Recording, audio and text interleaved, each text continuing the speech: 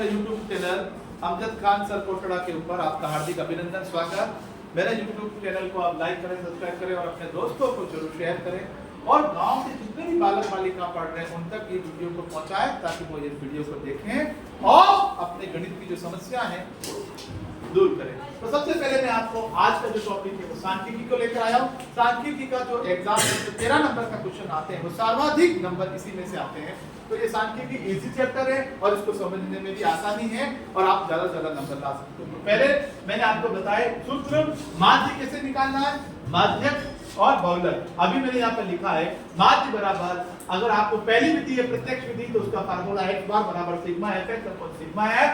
Second जो विधि है वो है कल्पित माध्य मानकर a को अपन एज्यूम्ड मीन कहते हैं, कल्पित माध्य मानकर निकालने की विधि a plus sigma f upon sigma f, जहां पर d का मान x माइनस a, d को अपन विचलन बोलते हैं, x में से a को घटाने पर विचलन आता है। a का x का मतलब मध्यमान। दूसरे नंबर पर x बार का मान a plus sigma f u upon sigma f into h, यह पद विचलन विधि कहलाता है। और माध्यक निकालने की जो विधि है मीडियन निकालने की l plus n/2 minus cf into h upon m। और तीसरे नंबर पर बहुलक mode z equal to l plus f1 minus f0 into h upon में 2 into f1 minus f0 minus f2। ये जो 5 जो सूत्र मैंने आपको बताया वो 5 जो सूत्र है वह ज्यादा से ज्यादा नंबर आपको प्राप्त कर सकते हो। अब मैं आपको ये सूत्र आपको याद करने और इन सूत्रों के आधार पर सवाल मैं बताऊंगा, पर उससे पहले मैं आपको कुछ अगले वीडियो में मैं आपको इनके ऊपर बड़े सवाल बताऊंगा। पर एक ही क्वेश्चन लेंगे और उस एक क्वेश्चन के अंदर अपन कोशिश करेंगे मैक्सिमम सवाल इन विधियों से अपन हल करेंगे। अपना मेन जो उद्देश्य है वो विधियों को हल करना है और आंसर निकालना है। तो सबसे पहले मैं आपको ऑब्जेक्टिव टाइप क्वेश्चन बता रहा हूं। तो पहला जो ऑब्जेक्टिव टाइप क्वेश्चन इस सांख्यिकी में से क्या आता है, किस टाइप से क्वेश्चन पूछे जाते हैं परीक्षा में, वो 2013 का एक प्रश्न है।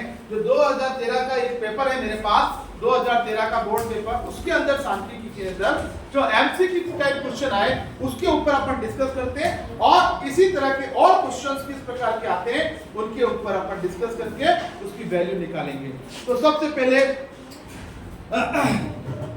एक प्रश्न आया था इसके अंदर, बंटन, एक बंटन दे रखा है, बंटन दे रखा है, यानी बंटन मतलब x के मान दे रखे हैं। बंटन 3 5 7 4 2 1 4 और 3 और 4। अपन बोल रहा हूं मैं 3 5 7 4 2 1 4 2 1 4 3 और 4 का बहुलक बताइए। यानी क्वेश्चन पूछा है बहुलक है, यानी इसका मोड बताना है। x का मान दे रखा है, अगर सिंगल कुछ भी नहीं दे रखा वो x होता है। बहुलक किसे कहते हैं मैंने बताया था, सर्वाधिक बारंबारता वाला x वाला पद, जिसकी x का वह पद, मध्यमान का वह पद, विचर का वह पद जिसकी बारंबारता सर्वाधिक है, यानी जो बार-बार आया है इसका x का मान ज्यादा है। तो इसमें इसका जो हल होगा ऑप्शन के अंदर दे रखा है यहाँ पर 1 3 4 और 7, 4 ऑप्शन दे रखे हैं। अ पे 1, म के ऊपर 4, बी के ऊपर ऑप्शन बी, ऑप्शन सी के ऊपर दे रखा है आपको 4, ऑप्शन द यानी डी के ऊपर दे रखा है आपको ए बी सी डी 7। अब इनमें से आपको इसका जो हल है वो बताना है। तो 4 ऑप्शन में से आपका जो आंसर होगा वो कौन सा होगा, देखिए 3 कितनी बार आया है, 2 बार, 7 कितनी बार आया है, 1 बार, 5 1 बार, 4 को ध्यान से देखो आप, 1 2 3। तो सबसे ज्यादा विचर का कौन सा मान, बंटन का कौन सा मान ज्यादा बार आया है, 4। तो इसका उत्तर क्या होगा, 4। तो आंसर अपना होगा 100 पे, और 100 पे कितना दे रखा है, 4। और ये अपना क्या है, क्वेश्चन नंबर 1 का उत्तर। इजी क्वेश्चन पूछता है इसकी में न्यूमेरिकल के अंदर, जो एमसीक्यू क्वेश्चन है उसमें आपको सीधा आंसर मिल जाएगा, देखने पर पता लग जाएगा। तो आपको इस तरह के जो क्वेश्चन है, ये क्वेश्चन नंबर आपको 11th दे रखा था, इस तरह से अपन निकाल सकते हैं। इसी तरह एक क्वेश्चन और न्यूमेरिकल एमसीक्यू क्वेश्चन में दे रखा है कि एक क्वेश्चन दे रखा था 5, 7, 9, x का समांतर माध्य, वही माध्य मतलब वही समांतर माध्य, समांतर माध्य 9 है, तो x का मान बताओ, x कितना होगा। एक क्वेश्चन ये आपको वन लाइनर या रिक्त स्थान में पूछा है, रिक्त स्थान में भरना है x का मान बराबर कितना होता है, ये मान आपको यहाँ पर भरना है, कितना होगा। देखिए ध्यान से, 5, 7, 9 और x, यानी यहां पर क्या संख्या आएगी, और माध्य दे रखा है 9। माध्य का मतलब क्या होता है, एवरेज, औसत। ये भी 9 है, ये भी 9 है, ये भी 9 है और ये भी 9 है। एक थोड़ी देर एज्यूम कर रहे हैं अपन वो माध्य। अब जोड़ो 9 9 9 और 9 कितने हो गए, 9 9 9 9, राशियों का योग, इनको जोड़ लो। 9 9 9 4 बार 9, 9 फोड़ दिया, 9 चौके 9 चौके 36, 36 में से कितने घटाए बोलो, 5, कितने बचे 36 में से 5 गए, 31, 31 में से 7 गए, 24, 24 बचे ना, 24 में से 9 गए,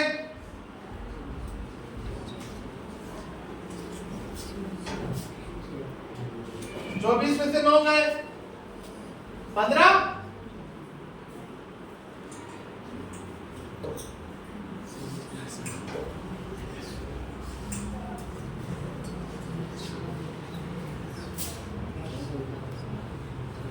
24 में से 9 गए,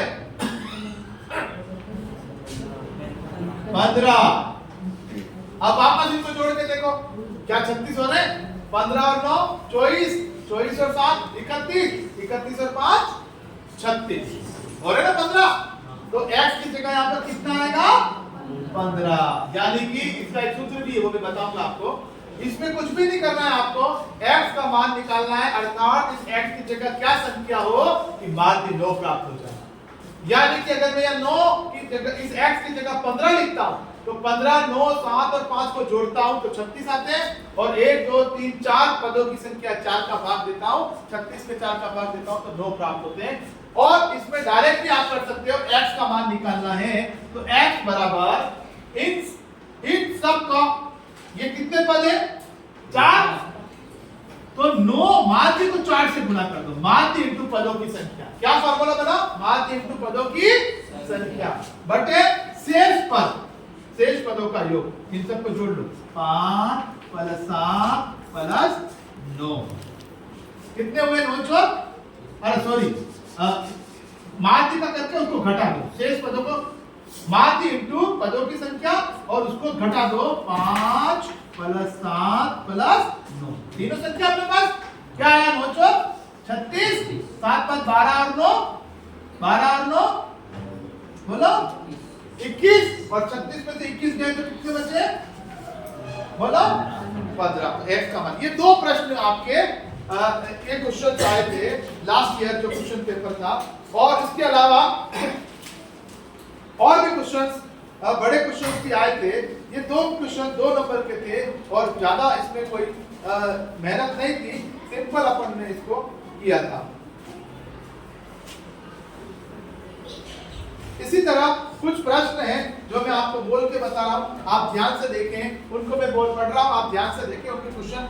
केंद्रीय प्रवृत्ति के माप हैं, ऑप्शन अ माध्य, ब माध्यम, स बहुलक और द उपरोक्त सभी। तो 4 केंद्रीय प्रवृत्ति के जो माप हैं, केंद्रीय प्रवृत्ति के माप जो अपन ने पढ़ा, अभी बता रखा है मैंने यहाँ, फर्स्ट पर होता है माध्य भी है, माध्यम भी है और बहुलक भी है। तो इसमें ऑप्शन द राइट करना है। केंद्रीय प्रवृत्ति के माप में तीनों राइट है, माध्यम भी होता है, माध्य भी होता है और बहुलक, तो ऑप्शन द राइट कर देना, उपरोक्त सभी। क्या होगा, उपरोक्त सभी। अब एक प्रश्न है, ध्यान से देखो, एक वर्ग अंतराल दे रखा है, आप सुनना ध्यान से, इस वीडियो को बार-बार सुनना। वर्ग अंतराल दे रखा है 60 से, वर्ग अंतराल दे रखा है 40 से 45। ये दूसरा क्वेश्चन ध्यान से देखो, इसमें निम्न सीमा बतानी है, निम्न सीमा यानी छोटी संख्या कौन सी आ रही है, पहले कौन सी आ रही है, याद रखना। ये आगे वाली लोअर लिमिट होती है और पीछे वाली अपर लिमिट होती है, यानी आगे वाली निम्न सीमा होती है और पीछे वाली ऊपरी सीमा होती है। तो इसमें निम्न सीमा का उत्तर कौन सा होगा बताइए, निम्न सीमा कितनी होगी, ऑप्शन में दे रखा है 15, ब में दे रखा है 40, 45 और 85। तो निम्न सीमा कितनी होगी? इसमें सबसे छोटी सीमा कौन सी है? ऑप्शन ब राइट है। ब पे कितना दे रखा है? 40। तो अगर ऊपरी सीमा पूछे तो ये, निम्न सीमा पूछे तो ये, और इनका अंतर पूछ ले दोनों का, वर्ग अंतर बताओ, अंतर कितने का इन दोनों में? h का मान। तो 45 में से 40 घटा के आप प्राप्त कर सकते हो, जो कितना आएगा? 5। कितना आएगा? 5। अगर परीक्षा में आए वर्ग चिन्ह, अगर परीक्षा में वर्ग चिन्ह पूछ ले, वर्ग चिन्ह बताओ, तो वर्ग चिन्ह में आपको कुछ नहीं करना है, ऊपरी सीमा और निम्न सीमा l को जोड़ लेना, ऊपरी सीमा और निम्न सीमा, अपर लिमिट और लोअर लिमिट को जोड़ के 2 से भाग देना, तो वो मध्यमान को ही वर्ग चिन्ह बोलते हैं। अगला प्रश्न है 60 और 70, वर्ग अंतराल 60 और 70 दे रखा है। तीसरे प्रश्न में 60 और 70 दे रखा है और इसमें पूछा है ऊपरी सीमा बताओ, अपर लिमिट कितनी होगी बेटा? ऊपरी सीमा बोलिए, ऊपरी सीमा कितनी होगी? 70। और निचली सीमा इसमें कितनी है? 60। निम्न सीमा l का मान 60। इसी तरह एक प्रश्न आता है वर्ग अंतराल 10 से 25, ये इंपॉर्टेंट प्रश्न है। 10 से 25 का वर्ग चिन्ह बता, का वर्ग चिन्ह है, वर्ग चिन्ह है क्या है? ऑप्शन में बताओ। इन दोनों को जोड़ लो और 2 का भाग दे दो। वर्ग चिन्ह बोलो, 25 और 10 कितना होता है? या 10 और 25 के बीच में कौन आता है? वो वर्ग चिन्ह। 25 और 10 35, और 35 का आगे कर लो 35/2। अभी बताया तो दोनों को जोड़ के आधा कर लो, अपर लिमिट लोअर लिमिट कितना होता है? 17.5, 17.5 35 का आधा, है ना? तो ये ध्यान रखना, आपको इस तरह के क्वेश्चन पूछे जाते हैं एग्जाम में।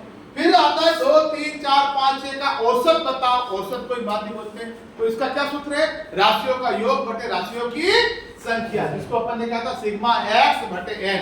तो आपको सवाल जो दे रखा है उसके अंदर आप इन सबको जोड़ लो और पदों की संख्या का भाग दे दो।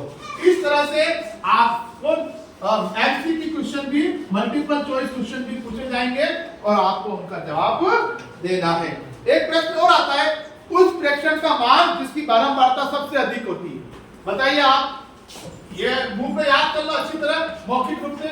उस प्रेक्षण का मान, उस प्रेक्षण का मान जिसकी बारंबारता सर्वाधिक होती है, उस प्रेक्षण का मान जिसकी बारंबारता सबसे अधिक होती है, जिसकी बारंबारता